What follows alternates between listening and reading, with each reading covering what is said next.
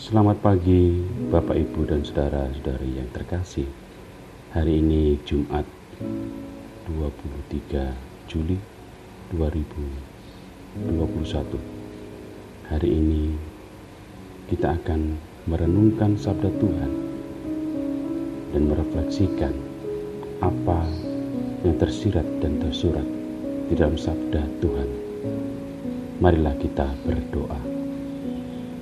Bapa yang Maha Baik, hari ini Engkau masih Kau berikan kembali nafas kehidupan di sela-sela banyaknya sakit, penyakit yang telah menyertai saudara dan saudari kami.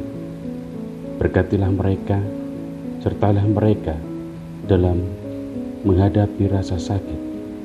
Semoga lewat sabdamu mereka bisa menjadikan diri pribadi yang semakin hari semakin mencintai Engkau demi Kristus Tuhan dan pengantara kami. Amin. Kita akan mendengarkan sabda Tuhan. Inilah Injil suci menurut Matius. Matius 13 ayat 18 sampai 23. Sekali peristiwa Yesus bersabda kepada murid-muridnya, "Dengarkanlah arti perumpamaan penabur. Setiap orang yang mendengar sabda tentang kerajaan surga dan tidak mengerti, akan didatangi si jahat yang akan merampas apa yang ditaburkan dalam hatinya. Itulah benih yang jatuh di pinggir jalan. Benih yang ditaburkan di tanah berbatu-batu ialah orang yang mendengarkan sabda itu dan segera menerimanya dengan gembira, tetapi ia tidak berakar dan hanya tahan sebentar saja. Apabila datang penindasan atau penganiayaan karena sabda itu, orang itu pun segera murtad. Yang ditaburkan di tengah semak duri ialah orang yang mendengar sabda itu, lalu sabda itu terhimpit oleh kekhawatiran dunia dan tipu daya kekayaan, sehingga tidak berbuah.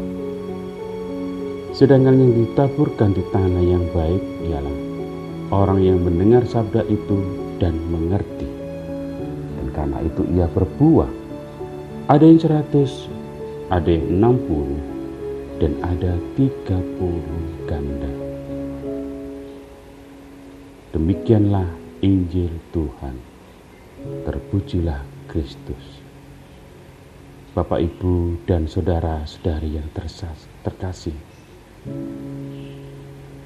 Injil Matius memberikan inspirasi yang besar kepada kita bagaimana Yesus melalui sabdanya telah memberikan perumpamaan tentang biji dan buah yang indah.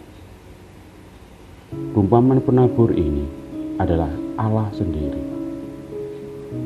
Kita yang mendengarkan sabda tentang kerajaan surga seringkali menjadi hal-hal jahat, hal-hal tidak baik, namun kita harus memperhatikan sungguh mengapa ada benih yang jatuh di pinggir jalan, sehingga kita tidak bisa berbuat apa-apa karena benih itu hanya bisa didapati oleh si jahat dan akan dirampasnya, bahkan akan ditaburkan menjadi sesuatu yang menjadi tidak berarti.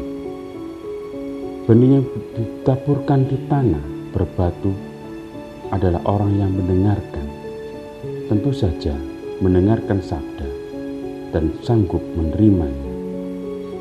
Menerima kabar gembira ini tentu saja tidak akan lebih lama karena akarnya tidak akan pernah bertumbuh. Jikapun bertumbuh, hanya kecil sekali, maka akan lebih mudah penindasan, penganiayaan akan sabda yang akan tumbuh tersebut, sehingga kadangkala kita tidak tahu bahwa benih itu bisa menjadi jahat dan membuat orang tersebut menjadi murtad. Jika benih itu ditaburkan di semak berduri, di tengah semak-semak, maka sabda itu selalu dihimpit oleh kekhawatiran dunia dan tipu daya kekayaan duniawi, sehingga himpitan-himpitan duniawi itu yang membuat kita tidak berkembang, sehingga tidak akan pernah berbuah. Bapak, Ibu, dan saudara-saudari yang terkasih, Allah akan menabur di tanah yang baik. Tanah yang baik ini merupakan hati yang bijak, hati yang menerima akan sabda Allah dan melakukannya dengan baik. Menabur kebaikan dan menyebarkan kebaikan adalah tujuan mulia yang diberikan oleh Allah kepada kita semua. Jika kita ditabur oleh biji di tanah yang baik, maka akan menghasilkan buah. Buah itu akan berlipat ganda, bisa 100, bisa 60, bisa 30, seturut dengan apa yang bisa kita lakukan untuk membuat buah itu semakin berlimpah. Semoga kita menjadi orang yang bermanfaat. Semoga kita menjadi orang yang berarti dalam hidup ini, terutama fokus pada kehendak Allah, merendahkan hati kita kepada Allah, sehingga sabda itu bisa berbuah dan akan menghasilkan buah bagi orang lain. Amin. Marilah kita berdoa. Bapa yang maha baik, Engkau telah memberikan kerahiman-Mu agar kami bisa menjadi sabda yang bisa mendengarkan dan bisa bertumbuh dan menjadi buah yang masak, sehingga buah itu berlipat ganda dan bisa menghasilkan buah-buah kebaikan, terutama bagi orang baik. Tuhan, semoga Engkau terus mempertumbuhkan dan memberikan siraman-siraman sabda-Mu, agar kami semakin hari semakin mencintai Engkau dan tanpa henti selalu bersyukur atas rahmat ilahi-Mu. Demi Kristus Tuhan dan pengantara kami. Amin. Dalam nama Bapa dan Putra dan Roh Kudus.